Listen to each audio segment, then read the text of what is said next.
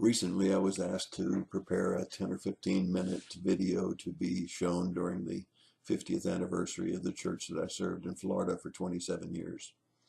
And as I did that, I realized that there was no way that I could name every person who had been instrumental in helping the church grow and to glorify God.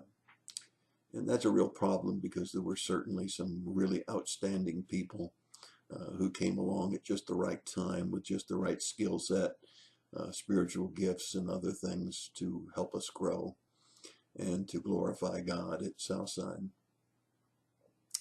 And as I was reflecting on that, I started to reflect on the fact that for Brandon, Florida, where less than 1% of the population is other than Caucasian, I recognized that our congregation represented more than 1% of every type of race that there was in the Brandon area. We had Koreans, we had Nigerians, we had African Americans, we had people from all walks of life, highly professional medical people to people who were highly skilled in our military service and so on, and that we all loved each other. We truly did. I remember when I visited back a couple of years ago, the pastor then serving Southside asked me, "What can I do for you here at Southside?"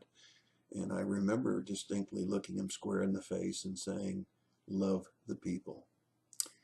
You know, we didn't always agree on everything at the church, but I can tell you whether they were black or whether they were Korean or whether they were of some other persuasion, Indian, Pakistani, all different people. I loved them all. And I think that they all loved me. And I think they realized that I didn't see color of skin.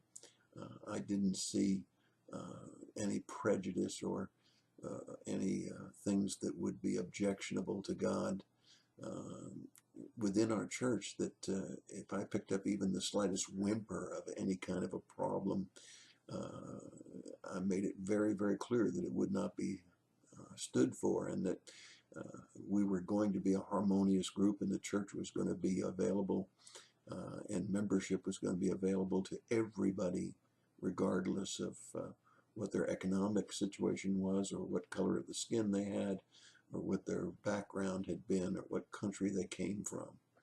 It's a wonderful thing when you think about it. In light of all of the news and the media, which I certainly am not going to take sides and then have somebody say, well, you know, he's siding with Trump, or he's siding with the white supremacist, or he's siding with the other side.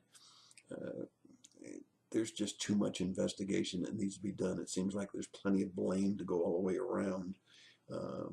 It seems like the people that provided the permits might have thought that through better. It appears that when people showed up with helmets and bats and all kinds of weaponry, that the police could have better decided how to handle things. It seems that both groups that were involved in the melee there had violence on their hearts and in their hearts and minds.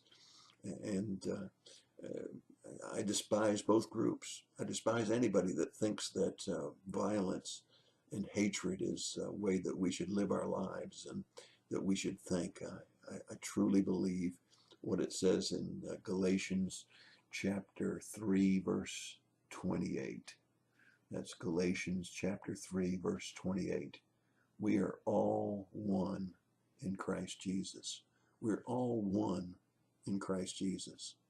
There is no black church. There is no white church. There is no Korean church. There is no Nigerian church. There are church people who believe in Jesus Christ, regardless of their background, the color of their skin. And even when we have differences on political issues, I still find it easy to love all of the people of my church, and that I proudly served, and that they served side by side with me to glorify God.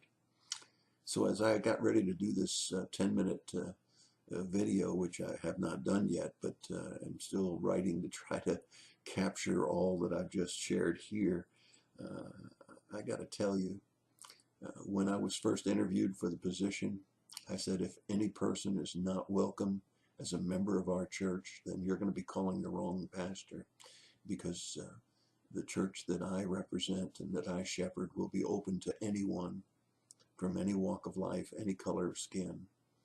And if you don't see it that way, then you really shouldn't call me as your pastor, because there's going to be bad problems. And I lived that out for 27 years. And I gotta tell you, I've got some really dear friends who have lived in my home and have used our house here in Tryon as a vacation place for their family, of all colors of skin and all walks of life, that I love dearly and continue to love. And even though distance has separated us, they're in my hearts. And when they're happy and rejoicing and good things are happening in our lives, I'm happy and rejoicing with them.